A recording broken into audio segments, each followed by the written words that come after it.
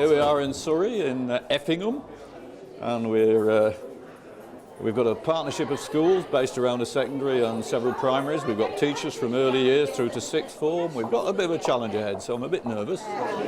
Morning, how are you doing? Look, it's lovely to be with you, and I hope you have a really useful morning, a morning where you can think about the youngsters you teach, think about the work you do, so that next week they get just a little bit more from you, a little bit better deal, a little bit more opportunity through the work you offer to them. I called it Making Learning Irresistible, because in the end that is the challenge, isn't it? How can we make learning so that children can't turn away from it? And I think that's part of a learning adventure. That's why that's the other part of the title. I think learning should be adventurous. It can't be adventurous every minute of every day, but youngsters should stop now and again and reflect and think, I wonder where we're going next. I wonder where learning can take me. Most schools, I don't know about yours, but most schools have an aim, something like that, don't they? Where they say, what we're trying to do is develop really good learning. I bet if we got your brochures out, your staff documents, there'll be something in it about inspire, or something about challenge, or potential. They all have those words in. There'll be something about the future. There's always something about the future.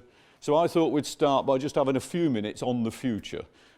So have a look at what a year 7 wrote for me a little while ago when I was doing some work on the future. I was in a history lesson, and they've been doing timelines, you know, looking backwards at the development of houses, shoes, boats. And I said, you know, why has it all stopped this year? We could all, from the past, predict the future a little bit, because shoe patterns come and go, don't they? So have a guess at what's coming next, or how houses might move forward. And they did that, and then this lad wrote this bit, the future. Well, I've been sitting and wondering what the future will be like. It took me quite a long while. When I finished, I realised a lot of the future was already gone. So a lot of the future's in the past. The teacher saw this and she said, have you seen what he's written? I said, yeah, it's good, isn't it? It's really good. She said, no. She said, he's being flip. I said, no, he's not. It's lovely. She said, he is. He's trying to catch us out. No, he's trying to be clever. I'm going to have a word. And some of you got it, haven't you? I thought the point was to try and be clever. And, you know, that's why you come to school and where you go. But it is about the future that I want to spend the first few minutes talking. Have a look at these children. It's just one of those gorgeous pictures. Nobody on that photo is looking at the camera. Everybody's looking at the thing that's making the interest. Look at the pictures on their faces. There's amazement, there's joy, there's wonder, curiosity, delight. And of course, what's causing it is those bubbles. And bubbles are irresistible, aren't they? If I got bubbles out now and started wafting them around, no, you wouldn't be able to turn away from them. There'd be people popping them, splatting them, catching them on the hand, you know, you can catch them. There'd be people watching them land, you know, when they land, they sag a bit. But nobody would go, oh, bubbles, thanks very much, and look the other way. Because they're irresistible. You just can't turn away from them. And in a way, that's what we do want in learning. We want learning that youngsters feel they can't turn away from, that they want to really capture and get hold of. And of course, those youngsters are on the way to being these grown-ups. Not far away from being a grown-up. You know, where will they be? The children you're teaching, where will they be in a few years' time? What experiences will they be having? Because those little ones, they only look little, they're 4 and 5-year-olds. But they aren't many blinks away from being a grown-up. And often when we're teaching children, day by day, we're so busy thinking about what we've got to do in the next 40 minutes. What we're doing in the next 40 minutes is a contribution to what they're going to be as adults. And of course, teenagers often say, we weren't born yesterday, you know. And they're right, aren't they? They weren't born yesterday, but it's not many blinks until they're these sorts of people. In just a few years' time, they could be voters, standing for council, married. They could be jurors. Doesn't it make you think? You know, if in a few years' time, you came up in the dock in court, accused of something, no, you'd be wrongly accused. No, it would be a mistake. No, it would just be one of those things, and it's great to have your day in court to sort it out, but you looked across the courtroom and there in the jury was somebody you taught. Wouldn't that be the moment you thought, I hope I taught good judgment? I hope I taught how to balance an argument. I hope I taught how to listen to detail. I bet that's not the moment you think, I hope that synthetic phonic went in. I hope they got the past participle. I hope they can tell me what an oxbow lake is. That's the moment that you really start to think about some of the skills. These children are growing up into a changing world. And of course, what's driving a lot of this is technology, which is just phenomenal, isn't it? Technology. I just can't believe what it does. Big impact, of course, is the web. I went to a school in Milton Keynes just recently, and the primary children were showing me their timeline of all the great developments, the inventions. And I went around, there were photos, writing, models, pictures. They showed me all this stuff, and I said, where have you put the web? And these 10-year-olds said, oh, we haven't put the web. I said, why not? They said, it's not an invention. I said, it is. I said, it's only been around for about 20 years. You know, it's an amazing invention. They said, no, we thought it had always been here. But what it does for teachers is fascinating, because the first thing it does is challenges our authority. Just like the internet is challenging other professions, it's challenging teaching. In teaching, we used to have the curriculum was all in order. First I'll teach you this, and then I'll teach you that, because I know it, you don't know it. I've got it, you haven't, I've got authority. So I'm going to teach you, and I put it in order. If we can't do it, we'll go back a bit. And when they ask, when are we going to do, you say, when I'm ready. I shall release this piece of information about learning when I'm ready. Now, they can learn it before you teach it. They're spoiling it. They're getting there before you. It's like Blue Peter ruined things, now it's the web. All right? And of course, what's happening is children are learning things in all sorts of directions all the time, and we're trying to structure it in the good old way we always have. Children are no longer fobbed off in the way they used to be, with the sorts of things we give them in the classroom. We used to give them real problems. They say, why are we having to do this? You know, in Key Stage 3, they get a bit, why are we having to do this? And you say, yes, well, you may not understand now, but this is the sort of thing grown-ups do. And so when you're a grown-up, you'll be glad I'm teaching it. All right? So we give them real problems, you know, things like measure the area of this room, work out how much to carpet it, and that'll be a real problem. They know that if you're going to do that, somebody comes in with a laser gun, waves it round, within minutes they have the area, and then they get a thing called a calculator, and another minute later they give you a thing called a quote. They don't walk around with trundle wheels, squared paper, stickers, scissors. They don't do all that anymore. They do it with technology. Because the grown-ups have got the abstracts, the operations, the concepts before they employ the technology. The children are using the technology, and somehow we've got to get the abstracts, the operations, the concepts in within context to make sense of it. But this notion of real problem solving is really, really important. I mean, how many of you have this problem? I go to when you put the petrol in your car, you know, when you put the petrol in, you stand there at the car and you put in, do you stand there and go, if I put 14.1 litres of petrol in my car, costing 111.9 pence per litre, how much change will I get from a £20 note? No, it's a good question. I mean, it's fair enough. Some of you do it because you don't trust the garage. Some of you like problems like that. Most of you have the problem I have, which is when you get to the kiosk, you can't answer the question, pump number. No, it's true. They go, pump number. It's a new form of greeting in England. Right? And you go, it's the red one. Right? Which is not even a number anyway, is it? So, but what we've got is this challenge of technology coming through all this stuff and taking it forward. And you can look at that list, and the change in maturity in our schools is phenomenal. What we expect of little children now in terms of growing up really rapidly is a real area of consideration. You know, this term toxic childhood, where they're pushed into things before they're mature enough to do it. And at the other end, you've got children in sixth forms who a generation ago would have been in work for 2 years, and are they being treated in a more mature, grown-up way than they were a little while ago, because actually they're more worldly wise, they're more physically developed, they're adults in our school setting. How do we balance it all up so that we give them the proper experience that we want to give them? They're the challenges that those bubble blowers are going to face as they grow up and move into adulthood. And I wonder, you know, the children you're teaching, how well you think they're aware of it, how much they're aware of it, how well they cope, and do they realise what's coming towards them? Now I'm going to stop for a minute, give you a chance to take stock, and we take it on from there.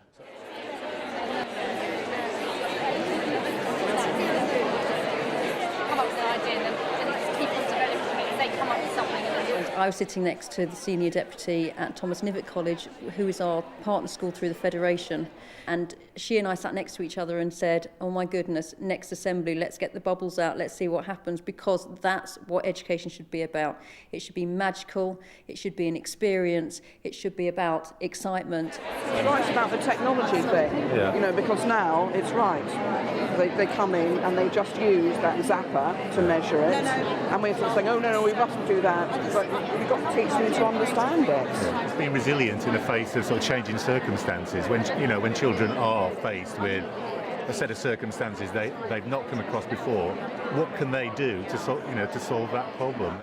We have a responsibility as teachers to be the best that we can be day in, day out, and unless we are providing the range of those experiences, then we can't expect the children that we teach to be the best that they can be. So the danger is we're endlessly preparing them for the future and forgetting they've got a present. And the best present you can give them is a lovely childhood. Anybody can do this. You put a big piece of paper up, any age, it really works, and you say, right on here, what you think you do well. Have a look at this for 6-year-olds. There's 6-year-old children, what they think they do well. See what they write. Well, I can do my reading really well. Me, James, Nicholas and Jason are the best readers on the new reading books. And so you know you're good because you're better than others, but never mind. I can do taekwondo well, clean my fish. I can do well at swimming because I can take my feet off the floor. I do well at cleaning my rabbit and guinea pig mess out myself, and I feed them. They're interesting things, aren't they? Because doing well is about achieving, but it's also about taking responsibility, things that I think I can do. Have a look at the last one. I could do finger knitting really well. That's really lovely, isn't it? Because when children come to school, we say, we want you to do really well in school. Oh, good, when's finger knitting? Well, we don't actually have finger knitting on the curriculum. If on a wet day in January there's a bare lunchtime, we could perhaps fit some in. All right, well, taekwondo? Well, taekwondo, that's a bit dangerous. You know, we don't tend to let... OK, cleaning the fish? Well, we used to have a fish tank, but we did a risk assessment. And so you want to do, and you're good at, finger knitting, taekwondo and fish tank, but actually what you'd better do is reading and writing. You're not so good at them. And so from saying we wanted to do really well in our school, we faced a lot of children with the doing the things that they're not good at. And of course schools are for doing the things you're not good at, because then you get good at them. But there has to be a balance, a real balance in it. What about what we don't do so well? Same class, 6-year-olds, have a look at these. They come up from the bottom, look. I have trouble trying to find my cat to put him out at night, because sometimes he's upstairs and sometimes he's in the kitchen.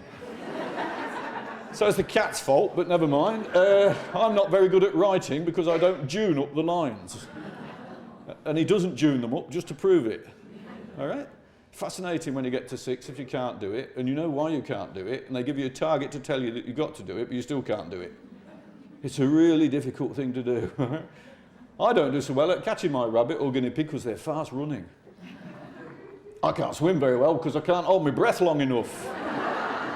But the last one I just think is lovely. Have a look at this. 6 years old, what do you not do well? I'm not very good at putting wallpaper up on a wall. You have to wonder, don't you, what makes a 6-year-old put that? Maybe the 6-year-old has had the most amazing nursery and infant teacher who says, this home corner, this domestic play area is in a state. Come in your boiler suit, bring a ladder, I'll bring the wallpaper. Maybe they've been doing it. Maybe he did wallpapering, found he wasn't very good, he's only working towards, and later he'll be level 4 wallpaper. You know, maybe that's it. All right? Possibly, more likely, he sat at home with mum and dad, having a meal one evening, and mum and dad are having a conversation. We pretend mum says it to dad. Mum says, this room's in a terrible state. It needs wallpapering in. We'd better get somebody in to do it because you're no good. So dad goes, yes, I agree, because he wants somebody in to do it, doesn't he? Right? If you're the little lad listening to that, pretend it's a little lad, could be a little girl, little lad listening to that, it's really fascinating because he's 6 years old, and for 5 years, everybody he meets says, you're just like your dad, you. Spitting image of your dad used to do that. Oh, chip off the old block. Oh, I remember when your dad did that. Now, if you've had 5 years of that, ever since you can remember, of everybody telling you just like their dad, when your mum announces your dad's useless at wallpapering, you think, cut out the middleman, we'll save time, I'm no good either. All right? Now, it's funny, and you know, I'm only making it up, but it is funny, isn't it? Because you think about it, you know, how many grown-ups in our society go around saying, I'm useless at maths? Ho, ho, ho, we say when we've finished. Oh, I could never do maths. Even very, very good mathematician-type people say, I'm not very good at maths. You know, mathematician in the sense of being able to cope, get through. Well, I could never do maths. It's fascinating. I met somebody the other day, she said, I can't sing to save me life. I said, don't be ridiculous. If I get a gun out and say sing, you'll sing. What people mean is they can't sing very well compared with the best.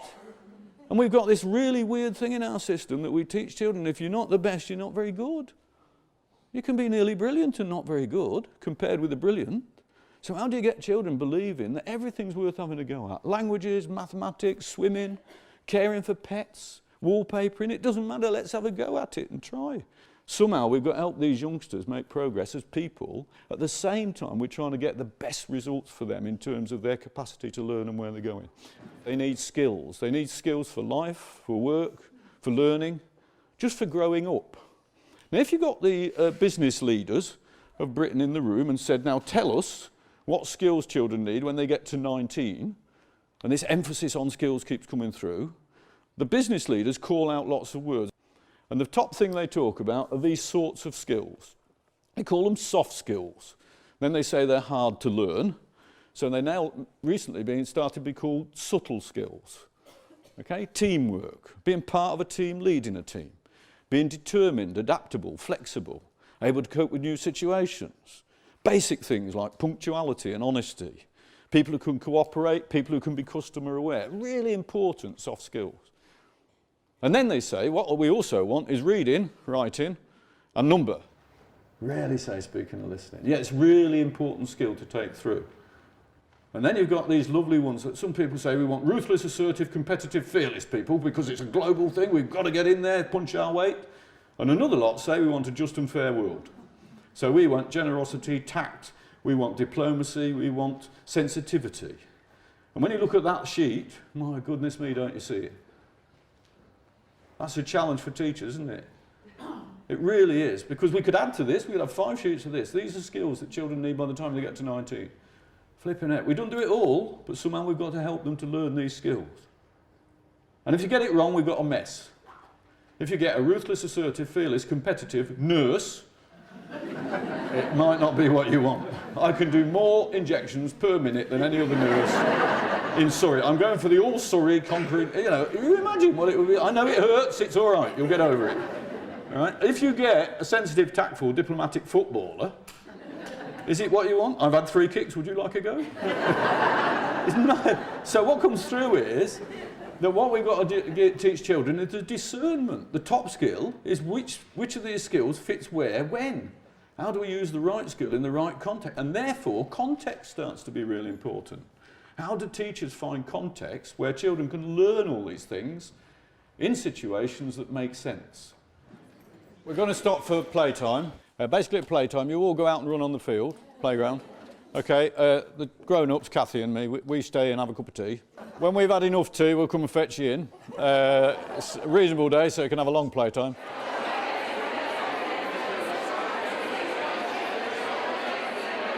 He's very funny. And I think if you can make teachers laugh and really get them to reflect on their practice at the same time, you're on a winner. You can see that he's been ahead, and you can see that he would have been a great head. You can imagine the sorts of assemblies that he would have had. I mean, it's always nice as a teacher to have time to think, but yeah, Mick's very good at, I think, focusing that thinking. He's very excited about what he was talking about. He's very passionate. You could really see that way he was coming across. He can speak with authority. He's been a head teacher in 2 different locations, so he's been there and done it. But also the fact that he has a very human quality, and ultimately he wants the best for the children, which is why we're all in education. I go around a lot of schools, and I go into secondary schools, and the head shows you around, or assistant head, and you go into a classroom and they suddenly point at somebody and they say, see him over there, he's a predicted 5A to C. And I say, oh, has he got a name as well, or is that it, you know? And so you start giving children the label, because they're a currency, aren't they? You know, they can get us as a group, they can help us to get to our targets. If you go in year 7 sometimes, I'm sure it doesn't happen here, but I get introduced to children, they say things like, she's a level 3, year 7. And I always say, oh, no, she's not. They say, yes, she is. And I go, no, she's not. Yes, she is. But they say she is because the tests say level 3 in English, level 3 in maths, level 3 in science. And I go, oh, no. They say she's level 3 in maths, level 3 in English, level 3 in science. She's not a level 3 person. Not a level 3. Because what happens, you see, you get level 3 reading. And that's right, isn't it? Suits. Level 3 maths. And of course, then what happens is you start having level 3 conversations. Level 3 life. And guess what happens when you're tested? You come out level 3. See, I was right. And there's this challenge all the time to look at the label and think beyond it. Think about what that means. Not just, oh, we've got to go to there then. Really, really important thing.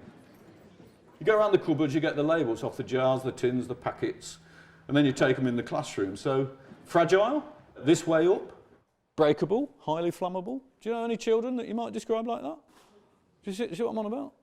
Children who if you put those labels on, you could pick who they are. Children, you know that you like the blue touch paper and stand back, do you know?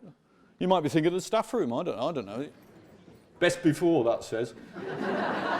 Best before. This lovely concept of best before, isn't it? Because think about it in all sorts of ways. I meet children, they say, I'm no good at maths. And I say, what year are you in? And they say, 6. And I say, oh, you've never been any good at maths. They say, oh yeah, I was good at it once. I say, oh, well, what about reception? Yeah, you're good at reception. Year 2? Yeah, I was good at maths at reception. Oh, yeah, year 2. What about year 5? No. I said, well, if I turn you around on your back somewhere, you won't be able to see it. It says mathematics, best before, and it'll be whenever you were in year 4, you see. You just went past your best before date. I meet year 10s who say, I'm desperate to stop doing history. And then I meet 65-year-olds going around museums, going around collections, going around national trust places, absolutely fascinated by history. So they didn't go past the best before date, they just thought they did. The labelling thing is massively important. A lot of your children will have a label inside themselves that makes them think they're going to achieve. They believe they're going to achieve. And there'll be other children who wonder whether they're going to achieve, and there'll be other children who think that achieving is something that's probably not for them. How do you get them all believing they can get there? How do you get them as far as they can each? This is my project about the measures that man can go to prevent and control flooding. So this is an 11-year-old. This is Connor. But it's trying to talk about the work he's just done over the last little while, and he explains it. So, as I said, first of all, we had it as homework. Then, once we had all our information, we brought it back to school. So that we basically, first of all, we did a first draft of all of it, so that we could change bits if we needed to. Then we wrote it down in our books, and then we wrote it on this, and we had our pictures that we got, and I've done a diagram of a levee. This is about a youngster and knowledge, trying to show his knowledge. And there's a big sort of argument always going on. You hear it in politics, you hear it in the media, you hear it in the school system, about is it skills or is it knowledge? People say we're going to a skills-based curriculum. And other people say we believe in knowledge. Well, I think actually, if you only believe in one of them, you've got a problem. You only get understanding through having skills and being able to apply them within the knowledge sector.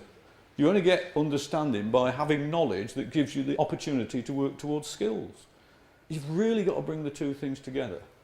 What I think you saw in Connor was some real good approaches to knowledge that proper researchers in university research department use. So first of all, the concept is that if we want knowledge to develop, we've got to help the learner see themselves as somebody who's producing it, not simply consuming it. In really good schools, you see children accumulating and producing knowledge that appears in print, in images, in plans, in websites, with photographs, models, body shapes, through music.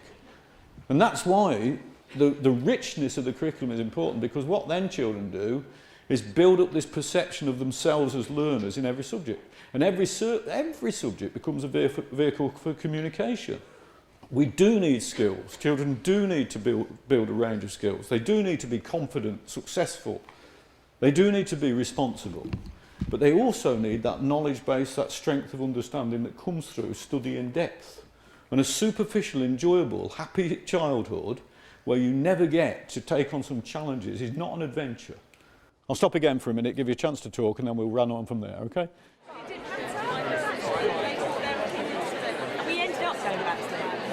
fitted into place, on the right track, aren't they? They're the ones that are really ready to. I think it's about them realising that they can still improve and they can still make progress, and giving a sort of you can do attitude, even if wherever their starting point is, it's still fun to learn, it's still fun to move forward. That's where he's going to take it on to, isn't it? He's going to talk about, if it's about skills, then your level is irrelevant. But until the curriculum, until this whole SATs thing or schools and league tables goes, I don't know how you ever get away from that concept of labelling them, and there's too much pressure, isn't there? Often we feel constrained by being told that we have to do X number of hours for each subject, and we block our timetables, and we don't necessarily have the freedom to use our imagination, be trusted as teachers. I came into sort of the education system right at the start of when the literacy hour and the numeracy hour was being plugged.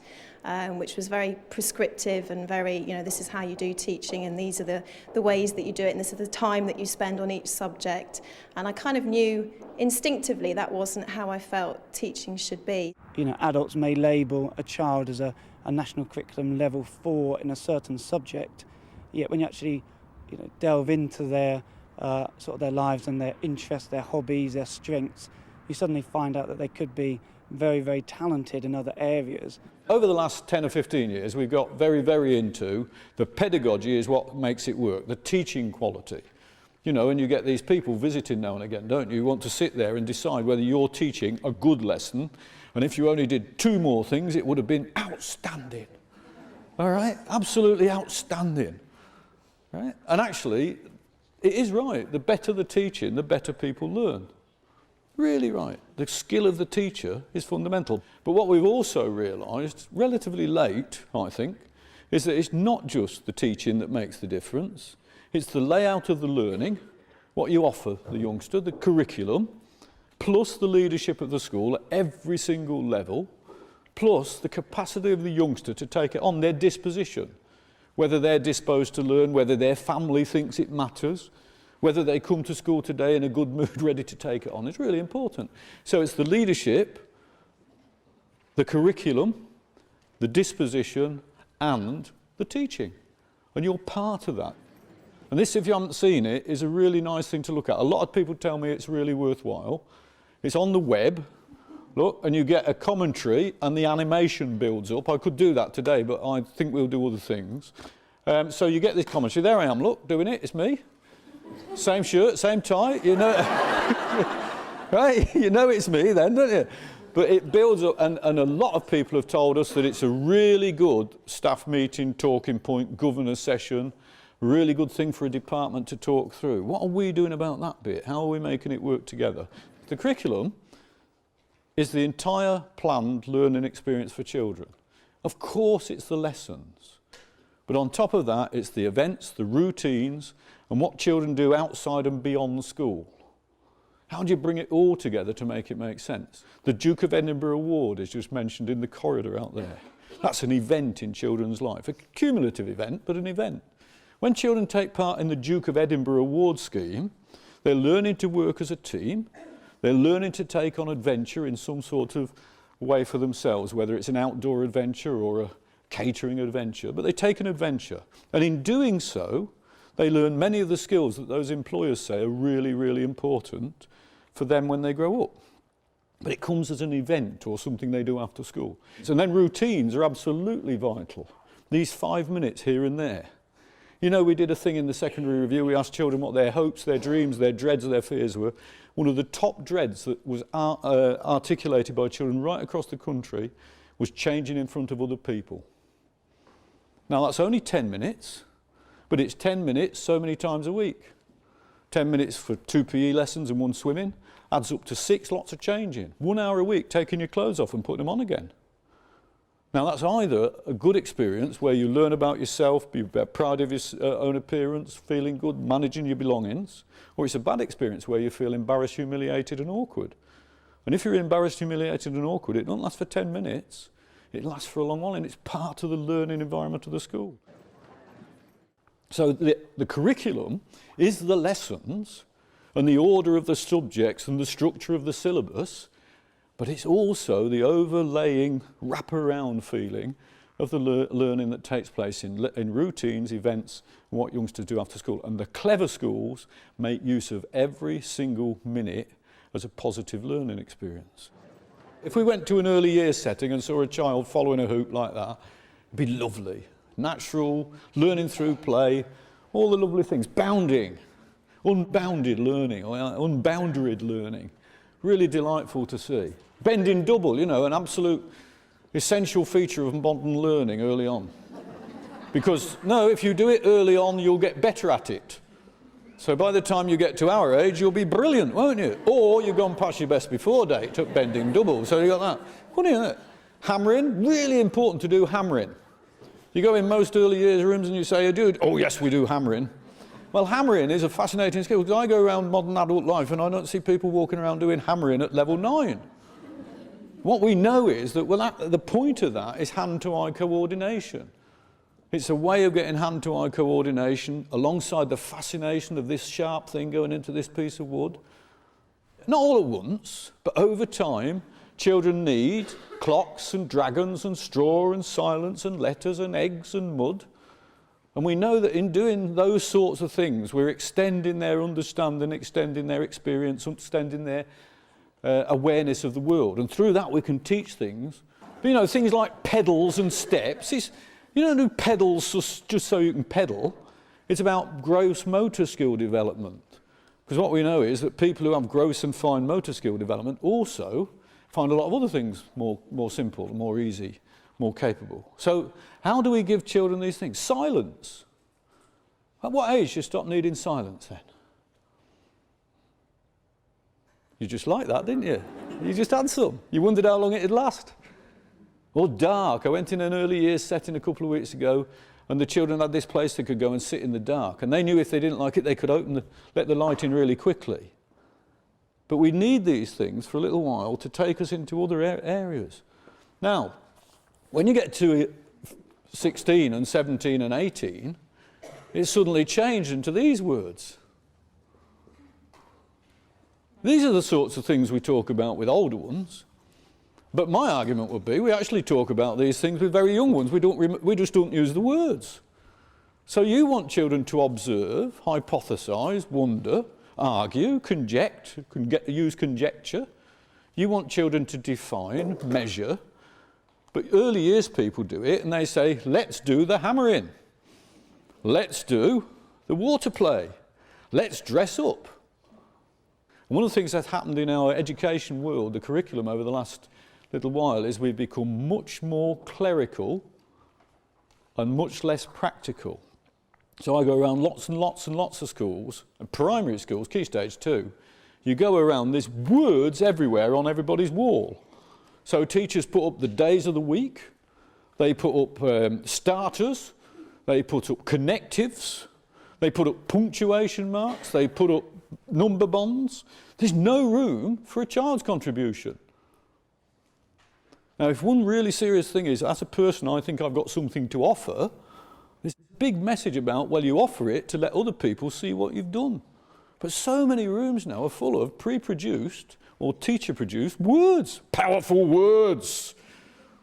Punctuation marks is fascinating for me. The idea that you might sit near a semicolon for a year and that'll help you to use it, or you're sitting near an exclamation mark and every now and again you go, goodness gracious, you know. What happened there is really interesting. You actually won't do it by putting it on the wall. It's okay to have it there as a reference, but surely we want reference from children about what they're achieving. And the really big challenge in every subject right through the secondary sector is to stop the subject just being recording. I'll tell you something, you record it back. I'll tell you some more, you record it back. Then you'll have a big log so you can learn it all and then you can tell whoever's asking. And that's important. But I'll tell you what, if they don't develop those skills, in 10 years' time, will they have exploited university? Will they have exploited employment? Will they have exploited training in the way we want? I'll stop again for a minute, give you a chance to talk. I mean, if I remember back to my schooling and think about the lessons that I remember the most, it's the ones that were practical, it's the ones where I was investigating, it was the ones where, you know, I was playing about with things, basically. You know, I love his phrase, make learning irresistible. So make links, make it real. It's all about context, grasping opportunities, and having freedom. And I think for a lot of teachers, they haven't felt they've had freedom.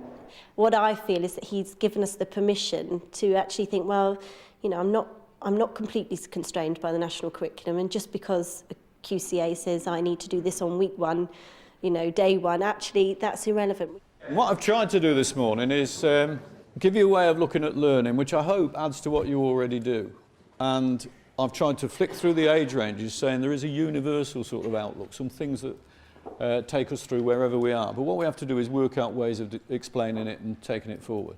Just let's have a look at a few pictures to finish. Growing things, which is it? The children or the lettuces? Real purpose, real audience? A scarecrow to scare off the crows? Not for a display in a classroom. Using the grounds as a workplace, geography outside. I was in the classroom when this hatched out. This is having living things in your room. This butterfly emerged from its case, and the children gathered around it. There was total silence. You know, I talked about the importance of silence? Total silence. And when the colour went onto the wings, there was an audible gasp, because these children didn't know how the colour appears on the wing.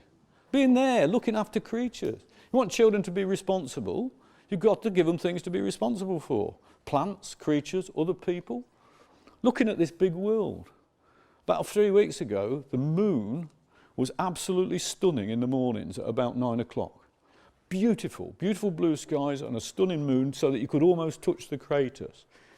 And I was going into schools and I was saying to teachers, have you seen the moon? And they say, yeah, it's lovely, isn't it? That means that all the children coming in probably saw it as well. So did we stop for a minute and talk about it? Or did we say, cool, we've got to get on? Look at this. These children went to Snaefell, to the Isle of Man big mountain, and they climbed up and they're in the mist, and then they get their chess sets out because they play extreme chess. And wherever they go, all over the world, they play chess and they bring their photos back. In 30 years' time, 2 of these will meet up and they say, do you remember when we played extreme chess on Snaefell? We thought we were way up in the clouds, and we were, but it's only 2,000 something feet. But what memories? That's what they'll talk about.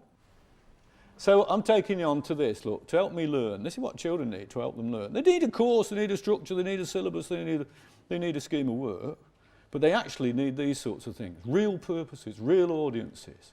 They need to gather and articulate knowledge. They need a world view. They need to think they're contributing, making a difference. And bottom of the lot, look, they need to be with adults who like them, who say they like them, who tell them they like them. Because you do actually, don't you? You like the children. And so you have to tell them now and again that, yeah, I really like you. I'm sorry I moan now and again, but it's only because I like you. And I really like you to succeed and do well. And I really like you to achieve. And you know, sometimes you really surprise me with what you can do. You're stunning people.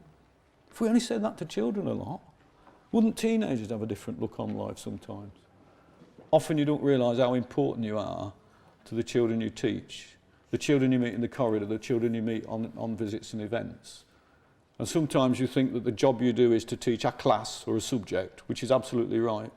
But incidentally, you teach all the children in every school you work in.